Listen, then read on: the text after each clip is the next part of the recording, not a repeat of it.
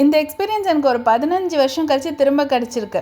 இந்த ரோடை கிராஸ் பண்ணுறதுக்காக மட்டும் நான் ஒரு 20 மினிட்ஸ் கிட்ட வெயிட் பண்ணேன். பிகாஸ் ஹஸ்பண்ட் அப்படியே ஆஃபீஸ் போயிட்டாங்க. நான் அங்கே ட்ராப் பண்ணிட்டு நீ கிராஸ் பண்ணிவிட்டு ஹாஸ்பிட்டல் வந்துடு அப்படின்னு சொன்னாங்க.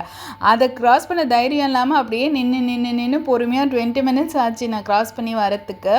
அண்ட் வந்த உடனே டாக்டரை மீட் பண்ணேன். இன்னொரு பிளட் டெஸ்ட் கொடுத்துருந்தாங்க. ஸோ அதையும் கொடுத்துட்டு அண்ட் மறுபடியும் நான் வெயிட் பண்ணேன், ரிப்போர்ட் கலெக்ட் பண்ணேன். ஆனால் அதுக்கு 4 hours ஆகும், நீங்கள் போங்க நாங்கள் கால் பண்ணியே சொல்கிறோம் அப்படின்னு சொல்லிட்டாங்க.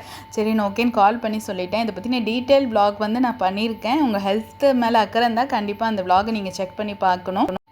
என்ன எக்ஸ்பீரியன்ஸ் பண்ணேன்னா, இந்த மாதிரி சிட்டி பஸ்ஸில் கரெக்டாக வீடு வந்து சேர்ந்தது தான். எனக்கு சுத்தமாக நாலேஜ் கிடையாது, எந்த பஸ் எங்கே போகும்லாம்.